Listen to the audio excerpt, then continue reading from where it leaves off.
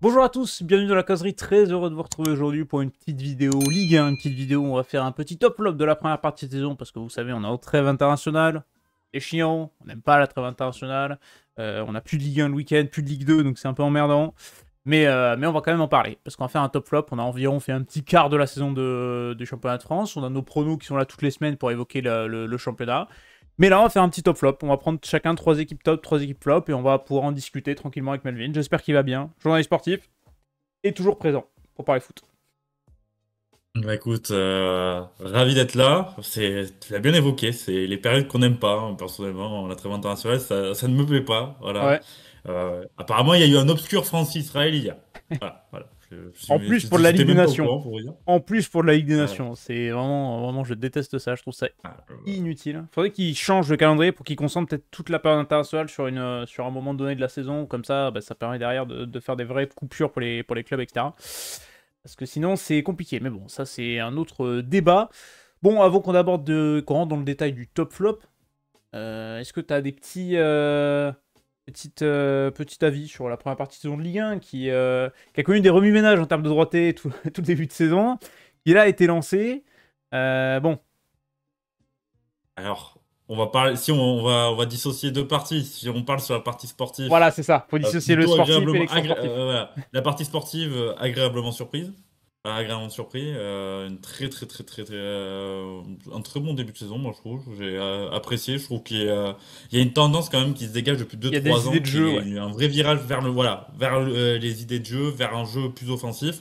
Cette Ligue 1 là, qu'on caricaturait avec le bloc, on ferme tout, Avec le bloc est en bas voie de 0-0, disparition. un tir cadré par match, ça c'est... Ah, celle-là a été dure Voilà, à suivre. est un peu en voie de disparition, mais un peu à l'image dans le football européen. On a de moins en moins d'entraîneurs qui se dit entraîneur défensif. Agréablement surpris, des confirmations, des projets qui se lancent bien. On va en parler. Mais oui, si on parle sur la partie sportive, moi j'ai apprécié. Maintenant, sur l'autre partie, Ah oui, plus là, économie, communication, et à mon avis, c'est pas fini. j'ai envie de vous dire que je suis pas très optimiste pour l'association Ligue 1 DAZN. Ouais, moi non plus. Si ça tient une saison, on sera déjà content C'est déjà un parce que miracle. pour moi, voilà, le communiqué qui tombe en janvier en disant on n'a plus d'argent, c'est terminé, Mais t'en aurais pas non plus. il est encore plus attaqué. D'ailleurs, il y a un petit short qui est sorti sur la chaîne YouTube. Vous pouvez vous abonner à TikTok, Insta, même YouTube Short. J'essaie de faire des t-shirts pour suivre l'actualité quand on fait pas de grosses vidéos. Il y a l'OL qui a attaqué la LFP avec un courrier pour évoquer Beansport, hein, qui a toujours pas payé sa part. Le Beansport doit payer 80 millions d'euros par an, plus 1 million de sponsoring. Donc ça fait 100 millions d'euros par an pour le contrat de 2024-2029. Ils ont toujours pas honoré les premiers paiements depuis le début de saison. Donc c'est vrai. Et pour le coup, j'ai pris DAZN. Voilà, j'ai fait partie de ces gens-là qui ont profité de la petite réduction Un qu'ils ont pigeon! mis à... Voilà, un pigeon, on peut le dire. Non, mais je l'assume totalement. Tu sais, la promo à 20 balles par mois. Donc je l'ai pris parce que je me dis, bon, on critique Dazn, mais je vais tester quand même le service pour savoir un peu, voilà, pour avoir un avis tranché sur le truc. Et effectivement, ce qui est dommage, c'est qu'il y a quand même des bonnes choses. C'est-à-dire que les commentateurs qui ont été pris, il y a eu un certain renouvellement. Ouais, il y a toujours les mêmes têtes d'affiche, Maïd Abdallah notamment, Julien Brun, qui sont très bons, moi j'aime beaucoup, et qui sont toujours là et qui suivent, et c'est très bien. Mais t'as de nouvelles têtes, tu vois, je pense à Emmanuel Moine, à Hamza Ramani, qui sont d'excellents commentateurs. Moi, je les connais Oui. par rapport à la First Team, par exemple, sur les pistonnés, Moi, qui je sont juge très bons. pas. En fait, moi, là aussi, il faut Mais, dissocier deux choses. Je juge pas le talent oui, intrinsèque des journalistes qui sont très bons. Hein. Honnêtement, le casting est très ouais, très bon et pour moi, c'est du niveau sur le casting. Hein, je parle de Prime Video. Moi, c'est le contenu oui, éditorial. et je suis d'accord avec toi. DAZN, qu'on aime ou pas, c'est vraiment du low cost. L'idée, Ah c'est oui. vraiment de réduire au maximum les coûts. Et c'est Et ça ce voilà, qui est dommage. c'est qu'on aime ou Et pas. c'est Hein, et c'est- c'est et c'est la partie qui est vraiment dommageable, c'est qu'en fait, c'est plus cher que Prime, mais t'as pas d'avant-match. T'as quasiment pas d'après-match. T'as quasiment rien autour de contenu. T'as pas d'émission foot. T'as pas de. T'as certains matchs où t'as pas de consultant. Euh, Donc la forme, elle est bizarre. Bon, le tutoiement, tu t'adaptes rapidement. Hein, le fait que tout le monde tutoie, mais c'est une chaîne britannique, donc ça m'étonne pas qu'ils mettent ça en place. Mais je veux dire, par exemple, je vais te prendre un exemple. Le Nantes-Lyon. Le Nantes-Lyon, je l'ai regardé. Prise d'antenne 10 minutes avant le match. 3 coupures pub en 10 minutes. Donc t'as pas le temps de faire un avant-match. La mi-temps, il y a un petit débrief, machin et tout. Mais les mecs reprennent. Le match a limite déjà repris depuis quelques secondes. Au moment où l'antenne est reprise. Enfin, tu vois, c'est vraiment. Ouais, pour le prix, c'est quand même abusé, je trouve. Donc, bon, voilà. oui, voilà. Moi, t'as exactement sorti le mot la bonne phrase. c'est tout simplement pour le prix payé, le produit n'est pas adapté au prix. Voilà. Voilà, c'est très clair.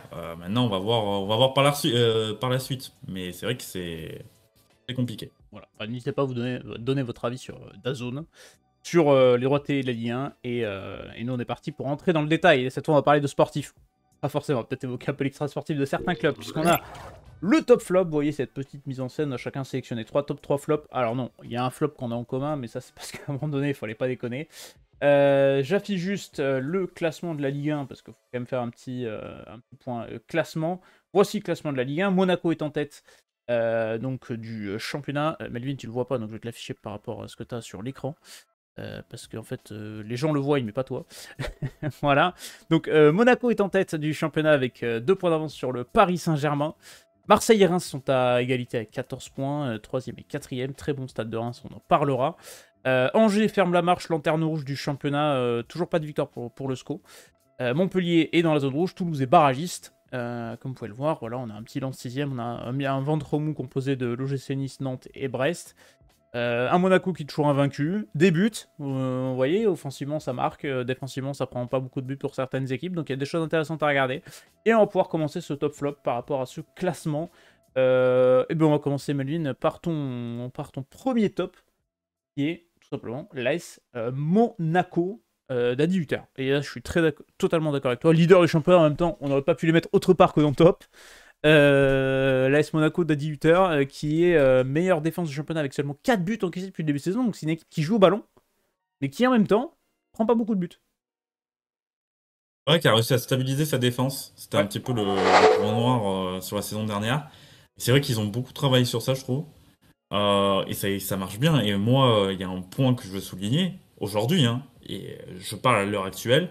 Je trouve que la palette offensive de l'AS Monaco, la profondeur de joueurs Ouais. qu'ils ont, est beaucoup plus forte que celle du PSG. Voilà, c'est un avis pour moi à l'instant T. Certes, mais ce qu'on voit de l'AS Monaco, c'est très cohérent. Voilà, il y a le match nul contre Lens, mais ça aurait pu tourner en leur faveur. Le début de saison, il est très très cohérent. Tu sens qu'à 18h, il a une maîtrise totale sur le groupe. T'as un projet sportif qui marche avec ce tandem avec Thiago Scuro. Moi, c'est ça que j'apprécie. C'est-à-dire qu'en fait, voilà, ils ont mis des choses en place et ils en récoltent les fruits. Voilà, je trouve que défensivement, c'est plutôt complet. Ce qui est aussi impressionnant, faut le noter, c'est qu'Adi fait beaucoup de tournées. Ouais, On a c'est un vrai. vrai turnover à Monaco. J'ai la mémoire de Minamino qui te sort un très bon match je crois, en Ligue des Champions et qui est même pas sur le banc le match après. Il y a un vrai turnover et en fait, bah, pour l'instant, bah, ça marche. Les joueurs qui rentrent dans le 11 sont immédiatement performants. Et franchement, oui, Monaco, depuis le début de saison, moi, j'ose le dire, c'est brillant. Ben, c'est très très bon, et je suis d'accord avec toi sur la pluralité des profils offensifs. T'as des joueurs de ballon, t'as des joueurs de pivot, t'as des vrais numéros 9 purs, t'as des joueurs de transition rapide, t'as énormément de dépassements de fonction pendant les matchs. Quand tu regardes certains matchs, des fois t'as énormément de dépassements de fonction. Un Denis Zakaria par exemple qui peut jouer très haut et qui est excellent depuis le début de saison. Franchement, vrai patron au milieu de terrain, Moi, je dis, sacré joueur. moi, je dis Zakaria, C'est le alors meilleur joueur bon, du début de c'est saison mon pour moi. prisme aussi un peu, voilà, mon prisme du Borussia Mönchengladbach aussi joue peut-être dessus, mais c'est un excellent joueur. C'est vraiment un joueur d'équipe, c'est un mec qui peut jouer défenseur central, milieu de terrain, qui a cette capacité, comme tu l'as dit, de dépassement de fonction. Franchement, c'est un joueur d'équipe, tu vois, c'est tout bête, mais le PSG n'a pas ça. Ce joueur comme ça, ce profil qui est hyper important dans une équipe. Et Denis Zakaria, c'est pas non plus 90 millions d'euros, quoi. C'est ça. Et bon, on parle de Ligue 1 là, mais t'as aussi la Ligue des Champions qu'il faut gérer. Et surtout, t'as un calendrier pas forcément simple pour Monaco. On a fait une preview de la Ligue des Champions, on a pu retrouver sur la chaîne, mais tu tapes le Barça. Certes, le Barça a 10 contre 11, mais tu les tapes. T'arrives à revenir à Zagreb alors que t'es mené 2-0. Et puis en championnat, tu déroules. Hein. En quasiment pas de but, on l'a dit, mais en défense championnat, 4 buts encaissés. Tu gagnes des matchs. Alors, il y a des fois où t'es un peu moins flamboyant. Je pense à ce match contre Montpellier, mais finalement, tu le gagnes quand même. Alors, est-ce que sur le long terme, Monaco peut rivaliser avec PSG pour gagner la Ligue 1? Bah, quand on voit la première partie de saison, on a envie de se dire oui. Maintenant, sur le long terme, avec la Ligue des Champions, etc., je sais pas. C'est cet inconnu-là. Et ça serait bien pour le suspense que ce soit le cas. L'an passé, c'était aussi un très très bon début de saison. Il y avait eu un petit peu ce moment de creux au cœur de l'hiver qui leur avait fait faire beaucoup de points. Je me rappelle voilà, d'une élimination contre Rouen de mémoire. Voilà, ça va un petit peu tanguer côté Monaco. Moi, j'ai envie de dire qu'ils sont complets. Le groupe a pas forcément bougé à l'intersaison, c'est-à-dire que voilà, hormis voilà, le départ attendu, les départs attendus de Ben Yedder et Youssouf Fofana, t'as pas non plus de départ majeur. Arrive à relancer, je pense à Balogun qui était vraiment en difficulté là Ouais. sur les 2 derniers matchs. Tu sens que ça commence à revenir et tu sais très bien qu'un Balogun en pleine forme, on l'a vu avec Reims, c'est quand même une dizaine de buts quasiment assurés. Donc pour moi, ça remplacera parfaitement Ben Yedder. Voilà, moi pour moi, ce Monaco, je l'ai dit, hein, c'est aujourd'hui le seul prétendant pour moi crédible au PSG. Voilà. Donc Donc j'ai top. envie même d'y croire cette saison que Monaco peut aller chercher le titre. Eh ben, j'aimerais pour le suspense qu'on ait une vraie lutte pour le titre. Ça serait très sympathique et c'est vraiment un Monaco très cool à voir jouer. Deuxième top que tu nous as sélectionné, c'est évidemment le Stade de Reims. On n'en parle pas beaucoup de ce Stade de Reims là, mais ce Stade de Reims là est quand même quatrième de Ligue 1, égalité avec Marseille. Ça a changé d'entraîneur parce que le projet Will Steele qui est pas tombé à l'eau, mais voilà, Will Steele est parti. On a fait arriver Lucas Elsner du Havre. Et bah, ça marche. Et en fait, Reims confirme peut-être les attentes qu'on avait l'an passé qui ne sont pas confirmées, peut-être. Peut-être qu'on avait trop d'attentes l'an passé, mais en tout cas, ce que propose Reims depuis le début de saison, c'est cohérent. T'as pas dépensé au mercato estival. Voilà. Je vous affiche la page Transfer Market de suite à l'écran. Vous pouvez la voir. Voilà. Pas de dépenses au mercato sauf des prêts. T'as un petit peu vendu, mais t'as un effectif qui était déjà assez solide. Et Reims, franchement, a été assez impressionnant depuis le début de saison. Je vous mets le petit classement des défenses. Ça prend quand même voilà, 10 buts encaissés, 14 buts marqués. Donc c'est une équipe où il y a des buts dans les matchs-là. Mais franchement, c'est cohérent ce qu'ils proposent. Je sais pas ce que t'en penses. Bah, tu l'as mis dans tes tops, donc j'imagine que t'es satisfait. Oui, mais en fait, moi, je suis satisfait depuis 2 3 saisons. Je trouve que Reims, c'est aujourd'hui l'un des projets les mieux amenés en Ligue 1. Voilà, très clairement. La saison dernière, j'étais un peu frustré parce que elle est difficile à jauger la saison du Stade de Reims parce que pour moi, le départ, enfin, le départ avorté de Will Steele à Sunderland a un petit peu plombé leur saison. Parce que bah, sinon, pour moi, ils avaient un rythme d'Européens et ils pouvaient être en Europe. Donc c'est ce que j'attends encore cette saison, hein. Pour moi, l'effectif aujourd'hui de Reims peut jouer les troupes faites et accrocher une place en Europe, hein, Ligue Europa Conférence. On va voir. Moi, je trouve que en fait, Luca Elsner en fait est parfait pour ce stade de Reims à l'instant T parce qu'en fait, là, on est sur de l'optimisation d'effectifs. Ouais. On n'a pas eu de départ, on n'a pas eu une grosse intersaison côté Rémois. Voilà, à l'image, enfin, les droits télé. Et en fait, là, c'est vraiment de l'optimisation, valoriser des jeunes. Voilà, relancer certains profils. Je pense à Keto Nakamura qui avait pas, voilà, Il y a plus dans le dur. qui est capable cette saison, voilà, qui est capable cette saison de franchir un cap. Voilà, moi pour moi, c'est d'optimisation d'effectifs.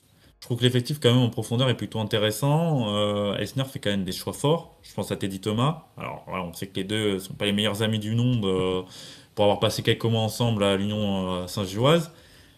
Mais tu vois, quand t'as Teddy Thomas sur le banc, tu te dis, en fait, les mecs ont quand même un banc intéressant. T'as un centre de formation qui tourne bien, je trouve, à Ouais. Reims. Franchement, Depuis deux c'est trois mais saisons, c'est en train de... c'est un de ces clubs où ouais, le projet est cohérent de A à Z et en passant même pour le centre parce que tu as certains projets où tu es obligé d'intégrer ton centre de formation aujourd'hui pour essayer de vendre des joueurs, de faire des plus-values et d'avoir des jeunes talents en moindre coût. C'est ce que fait le Havre notamment. Et le centre de formation du Stade de Reims, c'est en train de prendre une belle tournure. Ouais. Ouais, et maintenant, il faut valider ça sur le terrain. Et cette place européenne, voilà, c'est pour ça que c'est un top en plus d'encouragement pour Reims, parce que pour moi, ça, voilà, comme je Bah, l'ai tu me dit, dis, aujourd'hui, Reims a les cartes en main, hein. tu me dis Reims, c'est en Europa Conférence, là c'est à la fin de saison. Je te dis, ouais, c'est totalement plausible et c'est quelque chose dont j'aurais pu croire l'an passé. Malheureusement, c'est pas fait. Et j'aime beaucoup Marshall Monetti. Hein. J'ai encore fait. Bon, quand même un joueur qui On confirme parlait de bien Denis depuis. Zakarian, c'est le même profil. Ouais. C'est le joueur infatigable, le joueur d'équipe. Tu sais, le joueur d'équilibre. Moi, Mm. j'aime bien dire ça, le joueur d'équilibre. C'est très bien que c'est un peu le bariomètre de ton équipe. S'il est bon, t'as quand même plus de chances d'avoir d'une équipe cohérente et costaud. Et ça s'est vu lors du dernier match contre Montpellier. Et en plus, niveau calendrier, t'as déjà joué Marseille, t'as déjà pas joué Paris, t'as déjà joué Oui, Lille. Donc en vrai, voilà. Et puis en plus, tu prends le match nul au parc, tu fais match nul contre l'OM, enfin à Marseille. Donc c'est quand oui. même de bonnes choses, tu vois. Et derrière, tu te La dis, bah, seule défaite, contre Lille, en ouverture. ouais. Et faut rappeler le scénario du match. Tu prends un rouge rapidement avec Koné, Oui, t'as le avec un match Angel un peu Gomez particulier. qui est Voilà. arrêté, ouais, etc. Ouais. Donc franchement, c'est cohérent ce qu'ils font. Et quand tu vois le calendrier qui arrive, Auxerre, Brest, Toulouse, Le Havre, dis Sur le s'ils papier, sont tu sur prends la des même points. dynamique, après il faut le conforter. Ah, tu peux prendre des points et t'établir rapidement dans le podium. C'est ça. Et 2 victoires consécutives, t'as pas perdu depuis du coup le 25 août. Ça commence à faire une belle série pour les Rémois. Et donc c'est intéressant pour ce deuxième top du Stade de Reims, donc qui est quand même sur une belle lancée. Troisième top que tu voulais nous sortir, c'était le LOSC. Le LOSC de Bruno Bruno Genesio, je vais y Genesio. arriver, merci, qui est arrivé également sur le banc cette saison-là. Le LOSC qui doit allier Ligue des Champions et Ligue 1 et qui le fait plutôt pas mal parce que le LOSC est 5ème de Ligue 1 à 1 point de Marseille qui est 3ème. Il y a déjà 3 petits points d'avance sur Strasbourg 7ème par exemple. Et il y a eu des belles arrivées au mercato, on a essayé de faire des coups et ça marche plutôt bien pour le Lille. Ouais, et tu pars sur quelque chose. Alors c'est compliqué. J'aime pas dire nouveau projet parce que pour moi, en fait, Bruno Genesio est dans la continuité de ce que faisait Fonseca.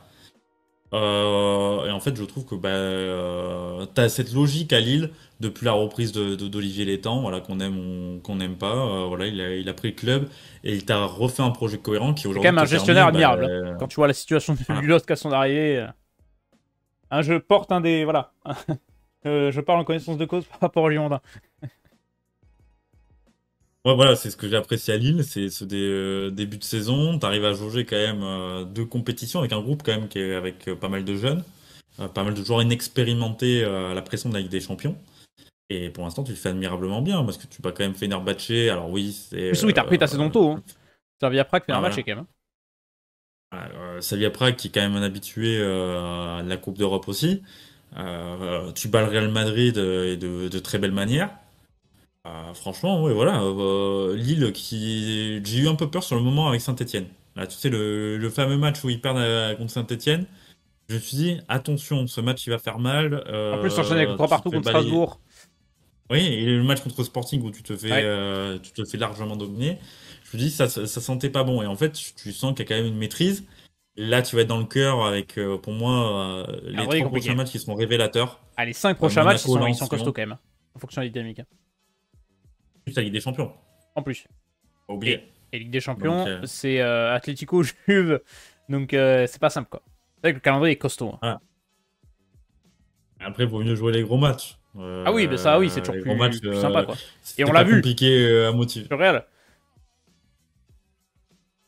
Avec des joueurs qui s'affirment. Moi, je pense à Lucas Chevalier, qui pour moi aujourd'hui est taille Quel joueur. patron. Super gardien. Faut noter la qualité vraiment du niveau des gardiens français, parce que franchement, on est pas Ah mal oui, lotis. depuis plusieurs années, ça monte bien quand même. Et dans les effectifs, voilà, dans l'effectif de Lille, pour moi, il y a trois joueurs que j'ai envie de mettre en avant. C'est Boadi, Il logique, fait logique. Et Sarawi, hein.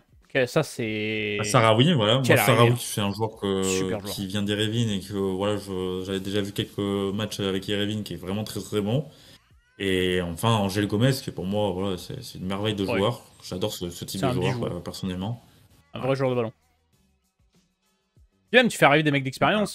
Tu vois, un Thomas Ouais, Meunier, par Meunier, exemple, c'est parfaitement intégré. Et Aïssa franchement. Mandi. Donc, ouais, non, c'est des mecs qui sont parfaitement intégrés, qui amènent de l'expérience. C'est ultra intéressant, quoi. Et tu l'as dit, t'as de la jeunesse qui est ultra talentueuse. Et voilà, Lucas Chevalier. En plus, ça a l'air d'être un super gars parce que j'ai vu des vidéos YouTube de Lucas Chevalier où il traîne sur des vidéos YouTube à droite à gauche où il est en guest et il a l'air super fun comme mec. Donc en plus, ça a l'air d'être un bon gars, donc franchement, plus. Puis ouais, t'as Boadi qui a fait un match contre le Real exceptionnel et qui monte en puissance. Ça peut vraiment être la petite perle du LOSC. Sarawi, pareil, c'est pas surpasse. Un Jonathan David qui a retrouvé aussi, qui marque. Parce qu'on l'avait vu l'année dernière, c'était un peu plus compliqué. Et cette année, c'est bon, ça redéroule quoi. Donc ça, t'es obligé d'avoir un Ouais, Jonathan David à fond pour avoir le Oscar. et toujours l'incertitude. Bah Bon, oui, à mon avis, il n'y a pas beaucoup d'incertitude en fin de contrat. Je pense que cette fois-ci, Jonathan David, à l'image d'en Wilfried Zaha à Crystal Palace il y a quelques années, va être free. Il va pouvoir enfin se libérer de la prison du LOSC. Maintenant, faut trouver le bon club. c'est ça, c'est compliqué. Mais pour un LOSC qui a repris ouais, la saison le 6 août quand même, donc ça fait long. J'ai peur qu'il le paye quand même sur la fin de saison. J'ai peur que... Attention quand même, voilà, on se projette très loin hein, parce que la saison est encore très longue, mais tu reprends tôt, tu joues beaucoup de matchs, t'as des gros matchs qui vont être très énergivores. Va falloir que Lille se trouve de la régularité, et ça peut être, assez compliqué à trouver, mais on verra sur la suite de la saison, parce que pour l'instant, c'est très intéressant ce qui monte. C'est 13 buts marqués, 8 encaissés depuis le début de saison. C'est l'une des meilleures défenses du championnat, 5ème défense de Ligue 1. Donc c'est assez intéressant du côté du LOSC. Bon, bah, passons aux mauvais élèves. Passons aux mauvais élèves de cette... Alors je te propose de regarder ce flop-là pour la fin, parce qu'on a le même. Donc on va commencer par ton premier flop. Et c'est le TEF. Voilà, c'est le Toulouse Football Club qui malheureusement est barragiste. Et pourtant Toulouse montre de belles choses en Ligue 1, mais Toulouse est quand même d'un problème de réalisme. Je vais vous afficher une petite infographie. Twitter, voilà, alors je vous montre, c'est fait par DataFoot, excellent compte Twitter, je vous conseille à suivre. Il nous met donc le pourcentage d'efficacité et défensif et offensif. Alors pour vous comprendre le pourcentage, donc il l'explique, le pourcentage représente à quel point l'équipe fait mieux ou moins bien que sa production. Par exemple, Marseille a marqué 75,8% de buts en plus que ses occasions créées permettaient normalement. Donc ça veut pas dire que tu manques d'occasions si t'as un pourcentage mauvais, mais c'est que tes joueurs compensent, marquant des buts compliqués, etc. Donc c'est pour donner une image globale du truc. Et on voit que Toulouse, je vous l'illustre avec Toulouse, parce que Toulouse, efficacité offensive, moins 38%, c'est la pire de Ligue 1. Efficacité défensive, moins 88%, c'est la pire de Ligue 1. C'est-à-dire que, et ça se voit sur ces matchs-là, et l'image du match contre Lyon est l'image la plus parlante pour le TEF depuis le début de saison. C'est une équipe qui domine, mais qui est inefficace, que ce soit défensivement ou offensivement, qui ne marque pas de but, qui en prend beaucoup. Et ça, c'est terrible pour Toulouse, parce que du coup, ça leur coûte très cher. Vous le voyez, 6 buts marqués, 10 encaissés. Et pourtant, t'as l'impression qu'ils subissent pas beaucoup, et pourtant Toulouse est dans le mal. Donc c'est un de tes flops, et je te laisse évoquer le Carles Martinez Nouvelle Ball, qui pour la première fois de sa carrière a perdu 3 matchs consécutifs. Moi, en fait, le souci à Toulouse, et j'avais alerté dès le début de saison, c'est qu'ils n'ont pas recruté un numéro 9. Le départ d'Alinga, pour moi, n'a pas été compensé. Et tu le payes un petit peu parce qu'en fait, sur les matchs, tu te rends compte que tu as des matchs en fait, qui tournent parce que tu n'es pas capable de marquer. Contre Brest, c'est le cas notamment. Contre Lyon, tu te mets dans la panade tout seul avec ce but incompréhensible de Nicolaisen contre son camp. Contre Lille, c'est pareil. Tu mets un 0 mais tu te fais renverser. En fait, Toulouse a ce problème d'efficacité, de tuer le match. Tu sens qu'il y a, voilà, et le manque de confiance, il est là. Et pour moi, en fait, c'est dangereux parce que t'as pas de... Toulouse n'a pas de marge sur les équipes on cite, Auxerre, Saint-Étienne, Angers, Montpellier, ces équipes-là. Toulouse en soi est un peu plus fort, mais n'a pas une marge conséquente où tu te dis en fait ils peuvent éviter le pire. Donc c'est ça qui est un peu inquiétant pour moi pour Toulouse. Faut savoir aussi qu'il y a des objectifs élevés parce que Damien Comolli, et on sait que c'est un homme de parole sur ce sujet-là, Philippe Montagnier pourra en témoigner, il a dit première partie de tableau, s'il termine 10e, adieu Martinez Nobel. Euh, c'est ça qui m'inquiète à Toulouse. Et je trouve que contrairement aux années précédentes, en fait, à part un ou deux coups que j'ai trouvé séduisants, j'ai pas trouvé un Toulouse audacieux sur le mercato en fait. Et tu perds Tu des dis éléments c'est pas un importants. mercato ultra. Tu perds des éléments importants. Maouissa Dalinga Costa,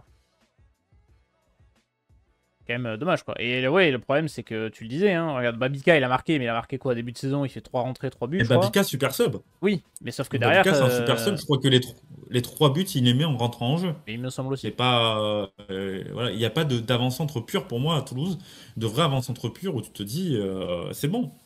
Et voilà. Et Voilà. c'est un peu, voilà, vous voyez, les trois buts, oui, les trois buts en rentrant en jeu. Et là, sur les trois derniers matchs, c'est pas de but. Donc, ce Toulousain, moi, m'inquiète un peu. Je me dis qu'ils ont la chance d'avoir deux petits matchs avec Angers-Montpellier où Des tu te matchs dis qu'ils peuvent très importants. avoir, ça serait bien. Bienvenue la série positive, parce que là, si tu te fais foudroyer, tu fais match nul à Angers, tu te fais foudroyer derrière par Montpellier, ça va commencer à tanguer du côté des Violets. Et le problème, c'est que tu as ce cercle vicieux là où en fait tu gagnes pas, c'est inefficace et tu te dis, bah on gagne pas, donc la confiance tu la perds un petit peu. Tu te dis, je vais prendre peut-être moins de risques du coup parce que j'ai pas envie de prendre de but, parce que j'en ai marre de perdre des matchs et t'es moins confiant. Mais si tu prends moins de risques, tu te provoques moins d'occasions, donc t'as moins de chances encore de marquer et tu peux rentrer dans ce cercle vicieux là qui est assez compliqué à sortir. Et c'est vrai que là, Toulouse c'est à la fois une chance et à la fois un cadeau empoisonné. C'est deux matchs contre des concurrents directs au maintien parce qu'en fait ça peut te mettre dans le trou. Mais ça peut te faire beaucoup de bien aussi en fonction de comment tu les abordes et comment tu les gagnes. J'ai envie de te dire, à la fois la trêve internationale est bienvenue parce qu'elle permet de couper un peu l'hémorragie, c'est 3 défaites consécutives, mais en même temps tu rentres dans une trêve internationale où bah, t'as pas eu 3 matchs consécutifs et t'es pas bien au classement quoi. Donc Ça dépend comment c'est vu. Et puis moi, en fait, le recrutement des. En fait, ce qui m'a un peu surpris à tous, tu vois, typiquement, c'est le recrutement de joueurs expérimentés, des Joshua King, Mm. Djibril Cédibé. En fait, des paris que t'avais pas trop l'habitude de voir sous l'ère d'Amine Koumouni. C'est-à-dire Alors, je que sais la pas dernière fois si que tu as c'est vu ce genre. aussi lié par le. Ouais, Ah, vas-y, vas-y. vas-y. Bah, c'est des paris que t'as pas trop l'habitude de voir en fait à Toulouse et la dernière fois que tu les as vus, c'était pas une époque très lumineuse quoi. Stavron Casanova, au hasard.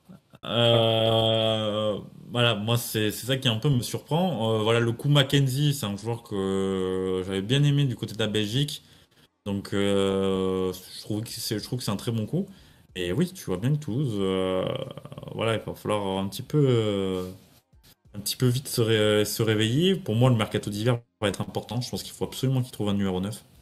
Parce que sinon, ça va être vraiment ton gros point noir de la saison. Pour moi, quand tu vois les joueurs offensifs, c'est des bons joueurs. Mais t'as pas ce joueur où tu te dis il va mettre 10 buts en Ligue 1. Beau, j'aime beaucoup. Joshua King, c'est pas mauvais. Aboukal, il y a eu des blessures et il revient de loin.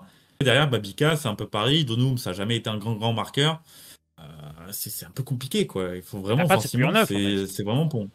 Ah, Voilà, c'est ça. t'as pas ce puits en neuf parce que à Bourlal, etc. C'est des genres des ailiers, des genres de côté, des genres de déséquilibre, etc. Donc, c'est vrai que c'est compliqué. Martinez, je sais pas quand est-ce qu'il est en fin de contrat, si c'est cette saison ou la saison d'après, mais attention à pas sauter plus tôt. Et en fait, je sais pas à quel point Toulouse a des finances, en fait, parce qu'ils ont fait pas mal de bénéfices sur ce mercato estival là, mais en fait, à quel point les droits télé, etc., ont touché le club et ont mis les finances ou pas dans le rouge. Donc en fait, Il y a toujours l'incertitude de savoir si le club est en vente ou pas. oui Il y a aussi, beaucoup c'est parlé vrai. en fin de saison dernière. Oui, c'est vrai que c'est ça. Mais C'est quand même un dossier plutôt épineux. Voilà, c'est un type de dossier qu'il faut après, ça peut être un club voir si intéressant ça à va se acheter hein, décanter. Ah oui, oui. pour un acheteur, parce que c'est pas un club qui est Euh, vraiment dans la merde financièrement, qui a un projet quand même intéressant, c'est une ville qui est ultra attractive, t'as du public. Bon, voilà, je trouve que Toulouse, ça peut être un très beau club, hein, franchement. Et c'est un ah Bordelais oui, qui vous dit ça, donc ça serait parfait pour. Ouais. Ça serait parfait honnêtement pour un investisseur parce que t'as le stadium, tu sais qu'il y a un potentiel d'engouement parce que c'est quand même une ville très sportive. On a vu la saison dernière avec la Ligue Europa que les gens venaient au stade. T'as réussi à retisser, même si là c'est encore un peu c'est encore un peu compliqué cette saison, un lien avec ton public, ce qui n'était plus le cas avec la fin de l'époque Sadran où t'avais une vraie rupture. Voilà, pour moi ce Toulouse-là peut perdurer, mais c'est ça qui m'inquiète. Moi, c'est vraiment le buteur. Il va falloir vraiment trouver un numéro 9. ouais, c'est vrai que ça peut être inquiétant, et donc on peut voir ce que va donner Toulouse sur la suite, et ça peut être très tendu. Je voulais dire un truc sur Toulouse et je me souviens plus, donc on va passer au flop suivant. On va passer au Stade Rennais. Voilà, le Stade Rennais de Julien Stéphan qui... Bah, en fait, je sais pas trop où les mettre, le Stade Rennais. Ils sont au milieu de tableau. Hop, je affiche le classement de suite. Il est où mon classement? J'ai perdu mon classement. Mon classement, il est là. Voici le classement de la Ligue 1, pardon. Rennes, donc, est 12ème du championnat. Euh... Compliqué. On sait pas trop où les mettre, le Stade Rennais. Tu voulais les mettre en flop, mais c'est vrai qu'en fait, on les attendait plus haut. Dans le jeu, bon, c'est pas trop ça. Il y a quand même des gros ratés, mais il y a quand même des choses impressionnantes. Mais le truc, c'est que Rennes a beaucoup bougé cet été. Le coach, on sent que je sais pas si c'est le bon. On sent qu'il est peut-être un peu sur la sellette. Ouais, Rennes, compliqué quand même, hein. J'ai l'impression depuis 2 saisons que c'est très compliqué pour Rennes. Beaucoup d'instabilité sur l'effectif et également en interne. Dernier en date avec l'arrivée de Monsieur Pouille à la place de Kouarek. T'as des vrais changements un peu partout. Le seul qui a pas changé, c'est Julien Stéphan, et j'ai l'impression que c'est la personne qu'il faut changer parce que Donc c'est le prochain si qui va tu changer. débutes un nouveau cycle, si tu débutes un nouveau cycle, autant aller jusqu'au bout. Moi, je pense que Julien Stéphan est un très bon entraîneur. Je pense juste que c'est pas l'entraîneur qu'il faut au Stade Rennais à l'heure actuelle. Voilà. Moi, le Stade Rennais, en fait, le souci, c'est que depuis l'arrivée de Julien Stéphan, t'as as eu ce bon début, mais ensuite, t'as pas eu ce moment, enfin, cette dynamique qui s'est inversée. Pour moi, en fait, c'est comme si t'étais toujours à la fin de l'ère Genesio. Et c'est ça qui est inquiétant. T'as les mêmes mots. Je trouve, voilà, un problème mental qui commence à devenir assez inquiétant. Défensivement, c'est toujours aussi catastrophique. Je prends beaucoup de buts, hein, quand même. Donc, ouais, voilà, tu prends beaucoup de buts et en fait, tu vois bien que dès que tu affrontes une attaque assez costaud, tu t'exposes. Voilà, tu vois les victoires, Montpellier, ils n'arrivaient pas à marquer. Bon, Lyon, ce match de la première journée qui est un peu en trompe-l'œil. Et derrière, contre des équipes qui te mettent la pression, Strasbourg, Reims, Lens, PSG, Monaco, bam, t'exposes. Mm. Ouais, c'est vrai que en fait c'est très irrégulier et ouais, tu sens que c'est.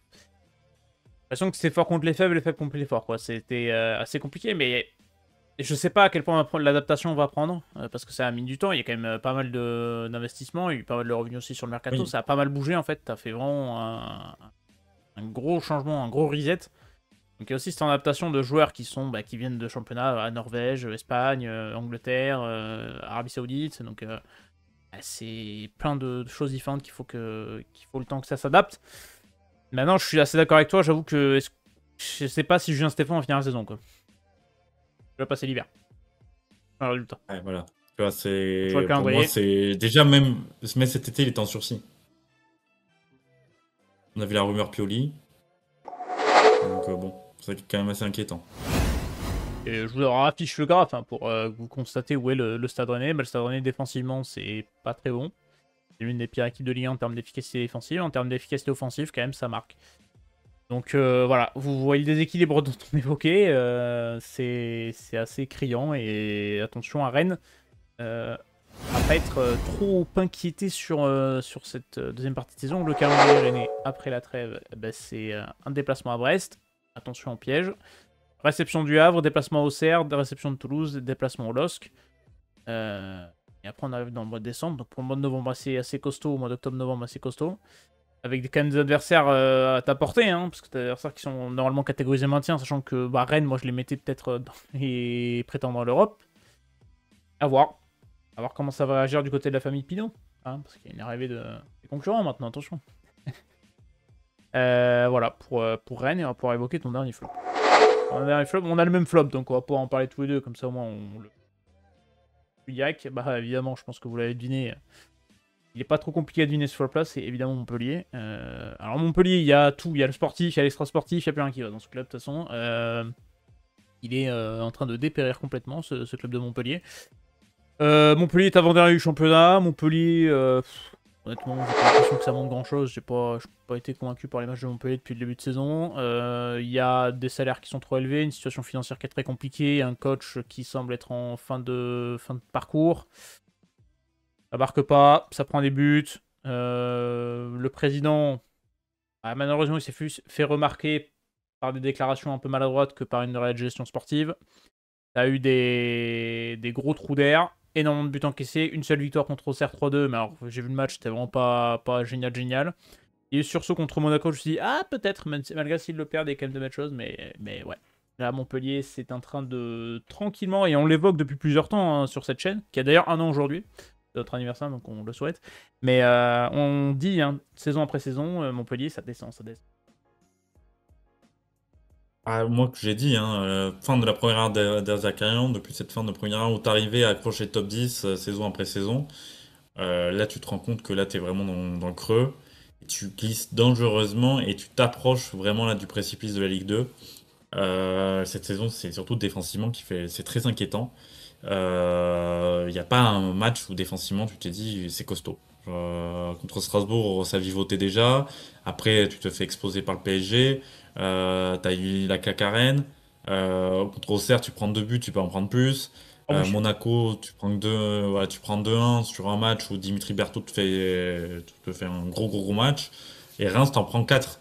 Donc c'est ça qui est très très inquiétant pour Montpellier en fait. C'est que défensivement, ça tient pas. Et ça commence à devenir, enfin pour moi, voilà, Montpellier, c'est urgent. Là, c'est vraiment, t'es déjà dans l'urgence. Le mercato d'hiver, va falloir être actif. Parce que là, si tu restes avec cet effectif, Montpellier sera en Ligue 2 la saison prochaine. Urgent, et t'as déjà activé des leviers. Et c'est ça qui est terrible, parce que, à part Montpellier, aucun club qui est dans une situation compliquée en Ligue 1 n'a activé de levier, que ce soit levier, bah tu vois, il y a eu des mecs qui ont été mis au placard, il y a eu des changements qui ont été faits par Zakarian, il y a activé le levier très tôt dans la saison, ça a pris contre Auxerre, et derrière, ça ne prend pas, et cette faculté de Montpellier à... Ça est arrivé contre Auxerre et c'était arrivé contre Reims, ils marquent, et limite sur l'anga, ils en prennent un. T'as ce problème de concentration, d'efficacité défensive, ça prend des buts, t'as pas de projet de jeu, c'est compliqué. Et puis niveau extra-sportif aussi, hein, parce que t'évoques la descente en Ligue 2 et ça peut être une possibilité malheureusement pour Montpellier. Financièrement, le club est vraiment dans une merde noire, quoi. C'est ça qui, en fait, Montpellier, c'est terrible parce que c'était l'image d'un club sympathique. Ouais. C'est le club que t'aimes bien, qui t'arrive toujours dans le milieu de tableau, sympathique, qui montre des belles valeurs. Voilà, bon. Le point d'orgue, c'est ce titre en 2012. Mais en fait, là, tu te rends compte depuis 2-3 saisons que rien ne va. Tu changes régulièrement d'entraîneur. C'est-à-dire qu'avant, Montpellier, tu avais 2-3 saisons tranquilles et tu avais une saison compliquée où là, tu avais des changements Mm. d'entraîneur. Là, tu sens, tu as déjà eu la saison dernière, tu as déjà eu Toujours la saison dernière. l'effet d'Erzakarian avec Pito avant, puis tu sens qu'il y avait beaucoup plus d'instabilité, tu as eu des départs, tu as des affaires, l'affaire Mamadou Sakho l'an passé, ça commence à faire beaucoup quoi. Et t'es vraiment en fin de cycle, hein. Tu sens que le club il arrive dans une grosse fin de cycle et que va pas falloir rater le virage parce que si tu le rates, ça peut vraiment être très très Et compliqué surtout et quand tu limite t'es en regardes, train de le rater, quoi. regarde l'effectif montpelliérain, à part deux trois joueurs que tu te dis qu'ils peuvent avoir un niveau au-dessus, qui aujourd'hui peut prétendre au haut de tableau de Ligue 1. Moi pour moi je vois Chotard, que j'aime beaucoup. Akar Adams, bah, pour moi si tu cadres son efficacité, c'est quelqu'un qui, franchement, peut te faire beaucoup de bien. Et Fayad, qui aussi a un profil intéressant. Sinon, derrière, pour moi, c'est un effectif lambda de bas de tableau Ligue 1 au tableau de Ligue 2. Hein. C'est pas extraordinaire, Montpellier. Hein. Ouais, c'est ça, et tu sens vraiment que t'es en fin de cycle. Et il y a un problème de. Alors là, on voit les blessures. Alors je sais pas si Transfer Market est à jour, mais c'est un truc qu'il faut aborder aussi, c'est que t'as énormément de blessés. Et souvent, dans les clubs qui sont un peu dans des dynamiques un peu compliquées et tout, t'as souvent les préparateurs physiques qui, je sais pas comment ça travaille à Montpellier sur cette pré-saison, etc. Mais c'est souvent un mal qui arrive sur des clubs-là où t'as beaucoup de blessés, où t'as des petits pépins à droite à gauche, machin, et c'est compliqué. Donc, à voir comment ça évolue à Montpellier, mais c'est vrai que c'est très peu rassurant et en fait, tu sais pas qu'est-ce que tu peux activer pour essayer de relancer vraiment la machine et sécuriser la place en Ligue 1, quoi. Franchement, bon, j'ai un peu de mal à y croire pour Montpellier. Je sais pas pour toi, mais malheureusement, je pense que je les vois un peu charrettes, quoi. Voilà. Et pour moi, à moins C'est le calendrier de Montpellier. d'un effet Pascal Duprat, ça sent la saison trop, quoi. Ça sent la saison de trop, exactement. Maintenant, est-ce que Dakar va finir la saison? C'est la même question à chaque fois, je vais dire, mais je sais pas. Pas sûr que ça change Ça me quelque chose. semble utopique. Ouais. On va voir ce qui va devenir de Montpellier. Le calendrier, vous l'avez vu, hein, c'est directement la réception de l'Olympique de Marseille. Et celle-là, elle peut faire très mal. Bah, on passe à mes tops. Je vais laisser Montpellier en flop parce que c'est évidemment un de mes flops et qu'on l'a évoqué. Donc ça, c'est bon. Donc on passe à mes trois petits tops. Premier top que je voulais dégager, c'était le Stade Brestois. Alors le Stade Brestois, pourquoi je les ai mis dans mes tops? Parce que le Stade Brestois est 11ème de Ligue 1 avec 9 points. On se dit, bon, extraordinaire. Mais quand on voit la saison de Brest où t'as quand même la Ligue des Champions, on s'est dit ça allait être très énergivore, etc. On juge évidemment la Ligue 1, mais on peut pas dissocier la Ligue des Champions de la Ligue 1 pour le Stade Brestois, c'est compliqué. T'as évidemment ces performances avec des champions où tu tapes les deux clubs autrichiens, que ce soit Sturm Graz ou le RB Salzbourg. Et puis en Ligue 1, alors t'as beaucoup d'alternance. Hein. C'est la première contre Marseille, tu sens qu'il y avait pas grand chose qui était ok et t'en prends 5. Perds derrière contre Lens et derrière tu te relances plutôt bien. J'ai trouvé contre Saint-Étienne, ils ont vraiment été intéressants. Après Saint-Étienne a vraiment été catastrophique sur ce match-là. Contre Paris, t'avais des choses intéressantes, tu trouves le score, etc. Après t'es au parc, donc c'est plus compliqué. Tu tapes Toulouse, t'as un peu cette bévue contre Auxerre. Et tu te relances contre le Havre, donc c'est assez irrégulier. Mais j'ai envie de dire, Brest cette saison, moi je les voyais pas plus haut que le ventre mou ou la lutte pour le maintien. Et pour l'instant, ils sont dans le cadre. Je les ai mis en top parce que voilà, je trouve ça intéressant. Je trouve qu'Eric Roy a réussi quand même parce que je savais pas à quel point ça allait marcher sur le long terme, Eric Roy. Pour l'instant, ça fonctionne. Il arrive toujours à maintenir ce groupe, à maintenir quelque chose. Et t'as quand même, voilà, t'as des arrivées qui sont intéressantes. L'arrivée de Ludovic Ajor qui a fait du bien parce qu'il est quand même décisif plusieurs fois cette saison. T'as l'arrivée de Romain Fèvre qui montre de belles choses. T'as un effectif qui s'est légèrement étoffé, mais on n'a pas non plus surpayé ou surdépensé parce qu'on avait la Ligue des Champions. On est resté toujours dans un cadre très intelligent. T'as gardé Lorenzi. Bref, pour l'instant, c'est cohérent, je trouve. D'accord avec toi, tu t'attendais à ce début de saison catastrophique parce que t'as la Ligue des Champions et en fait tu te rends compte que t'arrives quand même à avoir un petit peu l'effet de l'an passé. Alors oui, moindre que bien évidemment l'équipe surprenante parce que Brest maintenant est quand même attendu par les autres clubs. Et franchement, bah, je trouve que tu gères bien pour l'instant les deux. Tu sais très bien qu'à un moment donné, tu vas certainement lâcher, perdre des matchs à cause de ça. Oui. Mais oui, ce Brest-là est étonnant. L'intersaison a quand même été voilà, un peu mouvementée parce que tu as eu départ ou pas de Lorenzi, tu as eu départ ou pas de plusieurs joueurs. Finalement, tu arrives quand même à garder une équipe assez cohérente. Donc ce Brest-là, voilà, pour moi, peut tranquillement terminer en milieu de tableau. Et honnêtement, pour une saison post-Ligue des Champions, c'est Ouais. déjà pas mal. Franchement, je pense que c'est la bonne place pour le Stade Brestois. Il va retrouver les Smelou aussi au milieu de terrain. On va voir comment il va revenir et comment il va s'intégrer dans ce truc-là. T'as quand même des matchs intéressants en Ligue des Champions. Là, pour les supporters brestois, c'est le kiff, hein. Tu vas recevoir les Leverkusen, champion d'Allemagne en titre. Tu vas te déplacer au Barça. Tu vas accueillir le Real. T'as des matchs où, en fait, limite, ils peuvent aussi croire en une qualification en Ligue des Champions. Parce qu'on l'a dit, c'est 8-9 points environ pour être barragiste, sinon dès la 6. Bon, ben, pourquoi pas Brest peut se permettre de rêver d'aller plus loin que cette phase de groupe en Ligue des Champions. Maintenant, à quel point sera énergivore et que ça peut leur peser, je ne sais pas. La saison est longue. Mais pour l'instant, Brest, sur cette première partie de saison, fait le travail et ils sont là où on les attend. Donc c'est assez intéressant pour les Brestois en termes de... Deuxième petit top, club qu'on en parle un peu moins ces derniers temps, je trouve, c'est le RC Lens qui fait sa petite saison. Voilà, le RC Lens est là, Will Steele est arrivé. C'est une équipe qui a de très grosses qualités, alors de très gros défauts aussi. Seulement 4 buts encaissés, je crois, depuis le début de saison. C'est l'une des meilleures défenses du championnat. Par contre, c'est 4 buts encaissés sur coup de pied arrêté. Là, par contre, c'est le gros point faible de Lens cette saison, et on l'a vu contre Strasbourg notamment. Merde, j'ai pas affiché le bon truc. C'est les coups de pied arrêtés.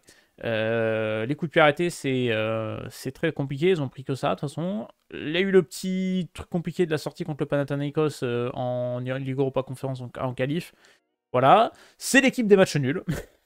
5 matchs nuls consécutifs pour les RC Lens. Mais ils ont cette solidité défensive et ils ont quand même montré de belles choses. Et puis malgré tous ces matchs nuls-là, bah, ils prennent des points. Ils sont 6ème du championnat, c'est-à-dire à peu près là où on les attend. Kouchanov, moi j'aime beaucoup, ce défenseur central ouzbek, qui est assez agressif sur le terrain et qui Il est en train de monter en ouais, puissance. est vraiment en train de monter en puissance. Il manque peut-être ce numéro 9, tu perds Martin Satriano qui s'est blessé malheureusement. Ouais, Balazola, j'ai quand même confiance à Enzola Enzo là. montre quand même de belles choses, hein. Contre Strasbourg ça a été plutôt bon, maintenant voilà, faut confirmer. Et voilà, mais je trouve que Lens est là où on les attend en fait. Voilà, mais on parle pas beaucoup d'eux, mais pour l'instant c'est cohérent quoi. Bah, on avait un peu peur parce que l'été aussi a été assez agité, avec beaucoup de départs, notamment dans l'organigramme, Pouille, Aise. Voilà, ça a été assez compliqué. En fait, finalement, tu arrives quand même à sortir un truc cohérent.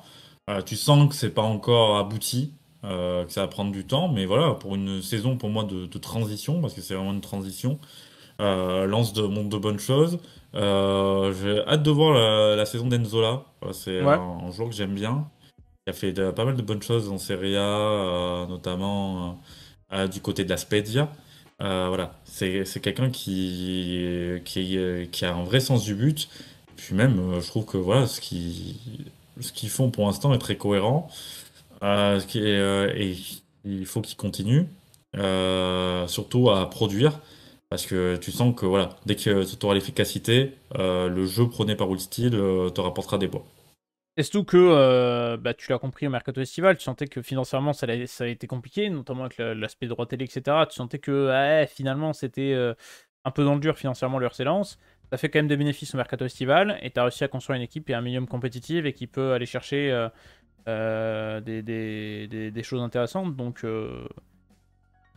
voilà, je pense que voilà, Lens est à sa place et Lens fait le travail. Et pour l'instant, on verra ce qui va se passer. Voici le calendrier du RC Lens. Alors, est-ce qu'ils vont continuer à faire des matchs nuls? Je ne sais pas, mais cette série de 5 matchs nuls consécutifs, magnifique. Quand même à graver une pierre blanche. Déplacement à Saint-Etienne qui va être important. Le derby du Nord, notamment. Et un déplacement au parc. C'est les 3 prochaines journées, ça va être important. Ça va être des gros matchs. Et ça va être des choses intéressantes pour le RC Lens qui, pour le coup, n'a pas de compétition européenne. Ça peut être aussi un plus parce que bah, tu vas pouvoir sur cette saison de transition quand même te concentrer à fond sur le championnat pour construire quelque chose pour l'an prochain et potentiellement avoir une compétition européenne. Donc ça aussi, ça peut être quelque chose de très intéressant pour le Racing Club de Lens. Dernier petit top pour moi de ce premier quart de saison, le Racing Club de Strasbourg. Alors je les ai mis là parce que moi je les voyais vraiment dans la merde à l'été quand on a fait la preview de la Ligue 1 qui dispose sur cette chaîne YouTube. J'avoue que je ne voyais pas Strasbourg faire une grande saison parce que je me dis c'est trop jeune, ça manque d'expérience, c'est compliqué. Mais en fait, il faut. Et puis bon, j'avoue que Lamrosinor, j'étais pas trop convaincu par le choix. Je me dis, oui, ils sont encore allés chercher un entraîneur obscur, la Patrick Kisnerbo, ça sent quand même du grabuge. Et finalement, gros mea culpa parce que en fait, je crois que c'est l'équipe que je préfère regarder à jouer en fait en Ligue 1 cette saison avec Monaco. Il y a eu un super sujet de la Ligue 1 sorti sur YouTube sur Liam Rossinor, voilà, je vous le conseille. Voilà, faut le dire. Mais je trouve que ce projet strasbourgeois, en fait, sur ce qu'il montre, alors je sais pas s'ils vont trouver cette régularité pour jouer comme ça toute la saison. C'est un jeu qui est très énergivore, qui demande beaucoup de déplacements. Mais ce milieu de terrain, Ismaël Doucouré, André Santos, Habib Diarra est quand même super intéressant. Sébastien Nanassi est vraiment recrue fort, ça marche plutôt bien. Diego Moreira, pour ce rôle de piston, il est ultra intéressant. Dylan Bakwa, évidemment, en tant que Bordelais, moi je suis de près, les performances de Bordelais, je le trouve ultra intéressant depuis le début de saison, mais comme la saison dernière, il était très très bon et il s'adapte parfaitement à Strasbourg et à la Ligue 1. Non, franchement, voilà, c'est une équipe qui est ultra explosive, qui est ultra intéressante et qui, pour l'instant, est 7ème de Ligue 1, 10 points. Il est dans le bon train. C'est toujours hyper intéressant de voir Strasbourg, en fait, même s'ils gagnent pas tous leurs matchs.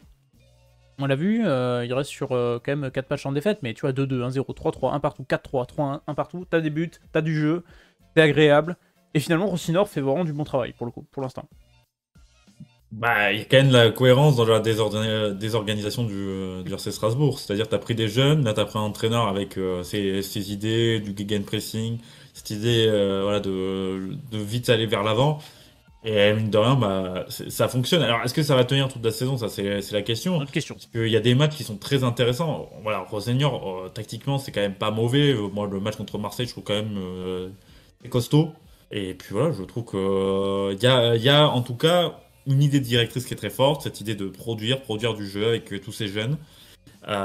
C'est agréable, t'as l'élan du début de saison, maintenant faut voir, va Confirmé. falloir perdurer parce que tu ne pourras pas produire 34 matchs du contenu Ouais, t'auras un comme tu peu le d'un coup fais. de mou. Voilà, va falloir que t'apprennes à gérer, à gagner des matchs sans être très beau, mais voilà, c'est des caps que va devoir franchir le RC Strasbourg, c'est normal, le groupe est très jeune. Mais oui, sur un début de saison, c'est franchement très cohérent et voilà, faut le noter quand même parce que comme toi, j'étais quand même très très sceptique sur le projet Bluco. Un peu moins quand Patrick Vieira est parti. Mais voilà. L'agenda contre Patrick Vieira de la part de Melun ne s'arrêtera jamais, sachez-le. Et ça, j'aime beaucoup. Et j'ai hâte de les voir contre Paris. Contre le PSG de Luis Enrique, je me demande s'ils vont... Je pense que Rossinor ne reniera pas ses principes et ça peut vraiment être... Ah non. Ça peut vraiment être explosif et ça peut être vraiment un très très beau match à suivre. Et Et ça, tu vois, je c'est ne le un raterai match, pas. on n'a pas beaucoup parlé du PSG, c'est un match qui va être très très charnière pour le PSG, qui déteste ces équipes qui leur rentrent dedans. Ouais. Ça, c'est PSG Qataris, c'est-à-dire que c'est très fort contre des blocs bas, voilà. Ça arrive toujours à trouver la solution, mais quand c'est des équipes qui viennent presser, qui viennent leur imposer un combat, le PSG, c'est quand même souvent compliqué, surtout les matchs reprises comme ça. Donc si Strasbourg est dans cet état-là, ça peut vraiment perturber le PSG. Oui, et je vous montre la petite infographie. Donc, vous voyez Strasbourg, hein, c'est une équipe explosive, hein, que ça marque. Et défensivement, ça manque un peu d'efficacité. Et cette jeunesse-là est quand même assez intéressante à avoir joué. Donc, on verra ce qui va se passer sur la suite de la saison. Mais c'est vrai que ouais, ce match contre le PSG va être ultra intéressant. Et à voir, tu l'as dit, quand ils auront un petit coup de mou. Et comment cet effectif va le gérer. Parce que la jeunesse a beaucoup de plus. A cette insouciance, a cette... Voilà, cette volonté de jouer au foot et à voir comment tu gères un peu les périodes un peu plus compliquées où tu devras gagner des matchs sans être beau, devoir être efficace. Je trouve qu'Emmanuel Emega, par exemple, alors il marque un peu moins cette saison, il est à 3 buts, c'est quand même très correct, mais il fait énormément d'efforts dans le jeu, il fait énormément de courses. Vraiment, il est il renie pas ses efforts et tu le vois à chaque match, il finit complètement cramé. Donc c'est assez impressionnant et pour le coup, Strasbourg, on verra comment ça va rendre. Et je trouve ça plutôt cohérent sur ce début de saison. Et j'étais agréablement surpris par Strasbourg. On passe au petit flop. En plus de Montpellier. Parce qu'évidemment, je ne pouvais pas détacher Montpellier des flops. On va commencer par le FC Nantes. Alors, c'est différent, ma vision du... Enfin, le FC Nantes, c'est que sur le compteur points, j'ai rien à dire. Ils tournent. Enfin, ils tournent. Ils sont dans les clous, j'ai envie de dire. 7 matchs, 9 points, 10ème du championnat. T'as 6 points d'avance sur la zone rouge. Voilà. Sur ça, le FC Nantes, il n'y a pas de, souci. Ça a pris les points, ça a fait le travail. Sur ce compteur points, on se dit. Mais par contre, la dynamique qui est en train d'installer ces dernières semaines du côté du FC Nantes, je sais pas ce que tu en penses. Mais à la 5e, que ce soit sur le plan sportif où t'as pas gagné depuis 4 journées. Sur le jeu, plus ça passe, moins tu produis. Mais alors en interne, tu sens que c'est quand même un peu le bordel. Hein. Et malheureusement, j'ai envie de te dire, c'est peut-être une habitude à Nantes. J'ai l'impression que les débuts de saison sont souvent réussis, mais plus ça passe, plus ça se ternit. Et j'ai un peu peur pour la dynamique du FC Nantes qui se fasse vraiment peur en fin de saison, quoi, comme d'habitude. T'as eu l'effet un petit peu début de saison, tu te dis, ah, c'est Ouais, intéressant. Et en fait, tu te rends compte, la première crise, et tu sens déjà que ça commence un peu à paniquer. Et on sait très bien que quand Valdemar Kita panique, c'est souvent pas bon. On sait très bien ses relations avec Antoine Camboré, il y en a pas, hein. oui. Très clairement, c'est Franck Kita qui fait le tampon, mais Valdemar Kita enfin voilà, n'a aucune relation avec Antoine Camboré. J'ai envie de te dire qu'en fait Nantes, c'est un peu là aussi, c'est le sans projet. Nantes, c'est le seul club de Ligue 1 avec Montpellier, tiens, sans projet. Genre ils sont là, ils se disent bon, l'objectif c'est de garder le strapontin, mais t'as pas de projet clair établi. Tu vois pas où va aller Nantes dans les 5-6 prochaines années. C'est le problème de Valdemar Kita. Et le problème, c'est que, oui, voilà, on l'a dit, sur le compteur points, ça tourne, et voilà, mais ah, tu vois, le cas Castelletto, ah, dommage. Et en fait, tu l'as vu contre Lyon, parce que contre Lyon, t'avais pas, par exemple, Yoann Le Penant qui était prêté par Lyon, du coup, il n'avait pas le droit de jouer dans la clause, etc. L'option d'achat sera levée, ça a été annoncé par Comboiré en fin de saison. Est-ce que c'est peut-être pas trop tôt pour annoncer que l'option d'achat sera levée sur Le Penant? Je ne sais pas, mais en tout cas, il fait un excellent début de saison avec Nantes, ça a signalé. Et tu vois, dès que t'as un Le Penant qui est pas là, dès que t'as un Mathis Sabine qui est un peu dans le dur, en fait, dès que t'as ces 2-3 joueurs qui sont moins bien ou qui sont pas là, et derrière, l'effectif, tu le vois qu'il est trop court. Et sur la longue, ça peut coûter cher quand même. Ouais, mais t'as parlé aussi de Moses Simon, qui Oui. contre Lyon était le seul un petit peu à faire des différences. Sinon, tu sens que c'est quand même très très compliqué pour Nantes, mais c'est un peu à l'image de ces 3-4 dernières saisons, quoi. Voilà, moi, en fait, Nantes, c'est à part deux trois joueurs, t'as pas un groupe où je me dis, en fait, t'es dépendant. T'es vraiment dépendant. T'as pas un groupe complet, et ça fait plusieurs saisons. L'été dernier, on t'avait promis une révolution. La révolution s'est transformée souvent comme ce que fait Nantes avec un pétard mouillé, c'est-à-dire t'as gardé tous les mêmes quasiment. Et tu sens que là, ça va être compliqué. Et à force de jouer avec le feu, Nantes, c'est comme Montpellier, ça peut se brûler. Et Nantes en Ligue 2, j'ai hâte de voir Valdemar Kita en Ligue 2. Je sais pas si c'est dans la Ligue 2, je pense qu'il y a des effectifs qui sont plus faibles et qui ont pris plus de retard que Nantes. Donc sur ça, je me dis que chaque saison, ils trouvent le moyen de s'en sortir, et donc ils trouveront le moyen de s'en sortir. Je sais pas comment, mais ils le feront. Mais en fait, oui, je les mets dans flop, c'est peut-être un peu dur. On dirait il y a peut-être d'autres clubs qui flopent plus que Nantes sur ce début de saison, mais c'est vraiment la dynamique qui m'inspire pas confiance, quoi. Et puis ce groupe-là, où tu sens déjà qu'il y a des problèmes en interne, etc. Donc, bon, à voir comment ça va suivre pour Nantes. Le calendrier, c'est réception de Nice, déplacement à Strasbourg, réception de Marseille, déplacement à Lens. Ces 4 matchs-là, quand tu vois la dynamique sportive, j'ai peur que ça prenne pas beaucoup de points quand même. C'est ça qui est inquiétant. Tu sais très bien que voilà, Camboré, pour moi, c'est comme Der Zakarian. Ça me paraît très compliqué qu'il finisse la saison. Voilà. Franchement, je pense que la première grosse crise de résultats, ou 5-6 matchs en défaite, Valdemar Kita, il appuie sur le bouton, il fait allez, Pascal Duprat, venez, Jocelyn Gourvenec, qu'on le rappelle, voilà, on se fait pas chier. Ah, vraiment, ouais. Là, j'avoue qu'on ne sait pas. On verra ce qui va se passer du côté du FC Nantes, mais c'est pas hyper rassuré quand même quand je vois ce qui se passe en interne du côté du FC Nantes. Mais je veux dire, chaque saison, c'est un peu pareil. Dernier petit flop que je voulais évoquer, c'est le dernier flop à part avec Montpellier et Nantes, c'est le SCO d'Angers. Alors pourquoi j'ai mis le SCO d'Angers? Parce que quand t'es dernier de Ligue 1 et que t'as pas gagné un match, on peut difficilement parler d'une première partie de saison réussie. Alors ça fait que 7 journées, donc et ils sont pas non plus à la rue, puisqu'ils ont que 3 points. Et ils sont entre guillemets qu'à 3 points du Havre, premier non relégable. Donc en fait, ils sont pas si loin que ça. Mais le problème, c'est l'effectif, on va souvent parler. Il semble pas assez qualitatif pour se maintenir en Ligue 1 quand même. Tu sens que c'est. Voilà, après Angers travaille avec les moyens qu'ils ont et on peut pas leur en vouloir, mais honnêtement. C'est quand même plus compliqué. Mais cependant, j'ai quand même quelques motifs d'espoir sur ce SCO d'Angers parce que ce qu'on voit sur les matchs contre Marseille, notamment contre Strasbourg, il y avait quand même 2-3 éléments intéressants. Maintenant, est-ce que ça va suffire? Je ne sais pas. Tu as 2 matchs retour de trêve où tu vas à Toulouse et tu reçois Saint-Etienne. Ça va être capital de enclencher quelque chose et de gagner ce premier match. J'ai peut-être cette conviction de croire un peu naïvement que s'ils gagnent un match, ça peut les débloquer et leur faire une série, mais j'ai peur que ça arrive peut-être un peu tard. Donc, ouais, Angers, malheureusement, j'ai peur que le train soit peut-être déjà passé au bout de cette journée. J'ai envie de te dire, ils sont à la fois loin et pas loin. Donc, ouais, je sais pas. J'ai un Pour peu moi, peur. ça manque trop ça manque trop de qualité pour rester en Ligue 1. Ils vont peut-être gagner quelques matchs à l'énergie. Je leur souhaite rapidement parce que là, début de saison est très compliqué. T'arrives quand même à te stabiliser sur les 4 derniers matchs, hormis à Reims qui est en confiance. Enfin, hormis contre Reims qui était en confiance, tu fais quand même 3 matchs nuls, dont le dernier contre Marseille. Mais tu sens que la première victoire va être longue. Il va falloir gagner là, les 2 prochains matchs, c'est victoire obligatoire. Il faut Oui. absolument aller chercher une victoire. Parce que là, derrière Monaco PSG, c'est là où je pense que tu peux prendre des valises si t'es surtout pas en confiance. Mais oui, ça c'est totalement vrai. Et en fait, tu vois le calendrier. L'enchaînement il est simple hein, jusqu'à décembre. Hein. Toulouse, Saint-Etienne, Auxerre, Le Havre. Sur les 6 matchs, t'as 4 adversaires directs. Voilà, c'est assez simple. T'as 4 adversaires directs et t'as 2 gros du championnat où tu sais que tu prendras pas de points. Ou alors si tu prends des points, c'est miraculeux. Et je pense pas que quand tu coches le calendrier, quand t'es Angers, tu vois ton calendrier, tu te dis sur quelle équipe on peut prendre des points, t'as pas coché Monaco et Paris. Quoi. Mais par contre, t'as coché Toulouse, t'as coché Saint-Etienne, t'as coché Auxerre, t'as coché Le Havre. J'ai envie de dire, Angers, on pourra vraiment dégager une tendance, savoir si ça y a un espoir ou pas au mois de décembre. Quoi.